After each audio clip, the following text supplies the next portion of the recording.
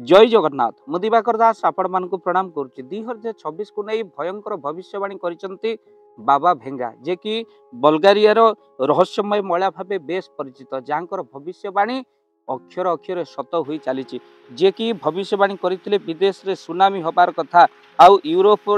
आउ सीरिया सहित संघर्ष होबार कथा 2025 मसीहा कथा कही बाबा भेंगा आगामी भविष्य कौन हो जहाँ को जल जल कर देखा जाऊला 12 वर्ष चक्षु शक्ति पड़े जाइथिला बेले सी कौन करथिले ना ईश्वर कृपार पुणी थे से चक्षु फेरी पाई जहाँकि भविष्यवाणी बा भविष्य वक्ता भाव बेस परिचित भेंगा जल जल हो देखा जाऊला भविष्य कौन हो जे कि 2025-26 को अशांतिर वर्ष बोली कही सारी आउ यही अशांति वर्ष आम 2025 किभली अशांति गला आम मैंने जाचु कि वर्ष आरंभ दुर्घटना ता सहित आपणकर पाक आउ इंडिया भितर युद्ध होता जहाद्वारा अनेक लोक मरते एवं भी दिल्ली विस्फोरण मनरू कहार जाइनी अशांति अशांति जाइए 2025 ये 26 भयंकर भविष्यवाणी कर भेंगा आउ जो 26 को अशांतिर वर्ष कहते 2004 सुनामी कथा कही भेंगांकर भविष्यवाणी सत्य हो चली आउ भक्तबंधु जहाँकि 2024 घटव कौन कौन भेंगा लिखिं तो चलतु से विषय आलोचना करवा जलवायुर विशेष परिवर्तन हम 2026 काली से नुह साइबर अटैक रही 2026 मसीह किसी वैज्ञानिक माने यह कलना कर रिपोर्ट तलाक कर कि 2026 एक भयंकर समय आसूची जहाँकि बाबा भेंगांकर वाक्य लिखिं जे भूमिकंप 2026 अनेक लोक मृत्युवरण करेंगे खाली से नुह लिखिं यही समय ज्वालामुखी विस्फोरण होगा सहित दिल्ली सहर में आउ एक विस्फोरण होगा जाऊँगी भयंकर सूचना बाबा भेंगा देइछन खाली से नुह पाणीपाग बदलवा सहित आपणकर नुआ रोग किसी आसूची आ जो रोग आपणकर जैविक रोग जैविक अटैक कर देश देश भितर द्वारा रोग सृष्टि हो शेष को भेंगा कहते 2026 वर्ष कृषिकारी बहुत हानि हम लोक मैंने हाकार मरबे विदेश में सुनामी सृष्टि हम भूमिकंप अनेक लोक मरबे भक्तबंधु एक कथा बाबा भेंगांकर भविष्यवाणी लिखाई खाली से नुहे पुणी लिखिं भेंगा तीर्थरे अनेक जगार धार्मिक तीर्थरे अनेक लोक मृत्युर सूचना केवल से नुहे भेंगांकर जे केवल खराब युद्ध ये सब कथा नुहे भल भल कथा भेंगांकर भविष्यवाणी 2026 किसी नूतन आविष्कार हम आ तो सहित सरकार नुआ झड़ सृष्टि हो 2026 खाली से नुहे भारत वर्षर कथा लिखिं बाबा भेंगा जे भारत वर्ष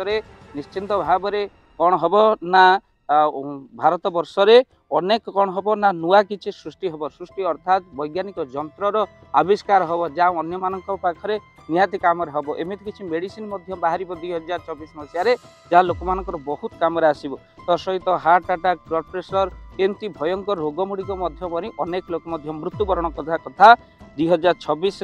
बाबा भेंगांकर सूचना मिली भविष्यवाणी कथा तो भक्तबंधु जहाँ तो हम समय कह 2026 किंतु जहाँ सूचना मिली एवं इंटरनेशनल मीडिया एक कथा वर्णना करा बाबा भेंगांकर भविष्यवाणी को नहीं तेणु आम आपण मान कहलु जहाँ जहाँ हम किंतु आम आराध्य महाप्रभु जगन्नाथ पाखे आम मैंने प्रार्थना करवा आसुवा 2026 भयंकर विपद भूमिकंप ता सहित विस्फोरण जैविक अटैक ता सहित रोग व्याधि निवारण करने महाप्रभु जगन्नाथ को आम मैंने प्रार्थना करवा ए वीडियो पहुँचे मात्र आम ईश्वर को निश्चिंत भाव में किसी भयंकर घटना घटो बोली भेंगा भविष्यवाणी लिखिं तेणु सृष्टि जार दृष्टि ताହାର महाप्रभु जगन्नाथ प्रार्थना करवा 2026 मसीहा समस्त सुख नहीं के आसू यह 2026 मसीह भेंगा कौन घटव एक कथा आपण मानक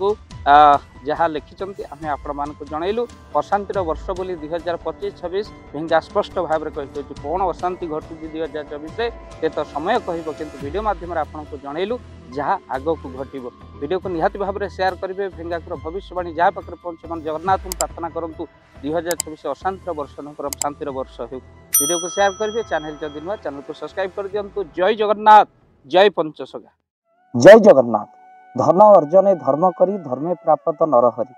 जदि आपण मानक धन कौन गरीब असहाय रोगी मान सेवारे लगी पारा जानतु आपणकर रोजगार सार्थक हो गला आपणकर धनर मध्य बहुत महत्व रहिला तो आज आपण माने जदि चाहूँगी आपणकर से धन महत कार्य लागू जेमिति कि आमे गोटे आम्बुलांस करिचु जो आम्बुलांस प्रतिदिन किसी असहाय रोगी मानक मेडिकल रे पहुँचाए କିଛି ଗରିବ ଅନାଥ ଶିଶୁମାନଙ୍କୁ ମଧ୍ୟ ଆମେ ବସ୍ତ୍ର ଦାନ କରୁ, କିଛି ରୋଗୀମାନଙ୍କ ପାଖରେ ପହଞ୍ଚୁ, ଯେଉଁମାନେ ବହୁତ ରୋଗରେ ପୀଡ଼ିତ ସେମାନଙ୍କ ପାଖରେ ଆମେ କିଛି ଅର୍ଥ ଆଉ ଗରିବ ଲୋକମାନଙ୍କୁ ସହାୟତା ପ୍ରଦାନ କରୁ। ଏ କିଛି ଦିନ ପୂର୍ବରୁ ଆପଣମାନେ ସହଯୋଗ କଲେ ଆମେ ମଧ୍ୟ କିଛି କମ୍ବଳ ଅସହାୟମାନଙ୍କ ପାଖରେ ଯାଇ ପହଞ୍ଚି ବାଣ୍ଟିଥିଲୁ। ଆପଣଙ୍କୁ କୃତଜ୍ଞତା ଜ୍ଞାପନ କରିବା ସହିତ ଯଦି ଆପଣ ଚାହୁଁଛନ୍ତି ଆପଣଙ୍କ ଧନ ଆମ ଦ୍ୱାରା କୌଣସି ମହତ କାର୍ଯ୍ୟରେ ଲାଗୁ ତ ସ୍କ୍ରିନ୍ରେ ଚାଲିଥିବା ନମ୍ବରରେ ନିଶ୍ଚିନ୍ତ ଆପଣ କଲ୍ କରନ୍ତୁ। ଆଉ ଆପଣଙ୍କ ବିବାହ ବାର୍ଷିକରେ, ଆପଣଙ୍କ ପିଲାମାନଙ୍କ ଜନ୍ମରେ, ଶ୍ରାଦ୍ଧରେ ଯଦି ଆପଣ ଦାନ କରିବାକୁ ଚାହୁଁଛନ୍ତି, ଆପଣଙ୍କ ପୁଅ ନାମରେ, ଝିଅ ନାମରେ, ସ୍ତ୍ରୀ ନାମରେ ନିଶ୍ଚିନ୍ତ ଭାବରେ ଆପଣ ଦାନ କରିପାରିବେ। ସ୍କ୍ରିନ୍ରେ ଚାଲିଥିବା ନମ୍ବରରେ ଆପଣ କଲ୍ କରନ୍ତୁ, ଆମେ ଦେବୁ ଆପଣଙ୍କୁ ଫୋନ୍ପେ ନମ୍ବର, ଯେଉଁ ଫୋନ୍ପେ ନମ୍ବରରେ ଆପଣଙ୍କର ଦାନ ପହଞ୍ଚି ପାରିବ। ଆଉ ନିଶ୍ଚିନ୍ତ ଭାବରେ ଆପଣଙ୍କର ଦାନ କେଉଁ କାର୍ଯ୍ୟରେ ଲାଗୁଛି ତାର ମଧ୍ୟ ଭିଡ଼ିଓ କରି ଭାବ ଦିବାକର ଚ୍ୟାନେଲରେ ଆମେ ନିଶ୍ଚିନ୍ତ ଭାବରେ ପକାଇବୁ। ଆପଣ ଦେଖି ନିଶ୍ଚିନ୍ତ ଖୁସି ହେବେ। ତ ଆପଣଙ୍କ ପୁଅ ଝିଅ ବିବାହ ବାର୍ଷିକ ଜନ୍ମଦିନରେ ଯଦି ଆପଣ ଚାହୁଁଛନ୍ତି ଆପଣଙ୍କର ଦାନ ମହତ କାର୍ଯ୍ୟରେ ଲାଗୁ ତ ସେଇ ଶୁଭ ଦିନ ମାନଙ୍କରେ ଆପଣ କଲ୍ କରି ଆମକୁ ଫୋନ୍ପେ ନମ୍ବର ମାଗିପାରିବେ। ଆଉ ଆମ୍ଭେମାନେ ଆପଣଙ୍କୁ ଫୋନ୍ପେ ନମ୍ବର ଦେବୁ, ଯେଉଁ ନମ୍ବରରେ ଆପଣ ସହଯୋଗ ରାଶି ପଠାଇ ପାରିବେ। ନିଶ୍ଚିନ୍ତ ଭାବରେ ଆପଣଙ୍କର ଧନର ସାର୍ଥକତା ହେବ।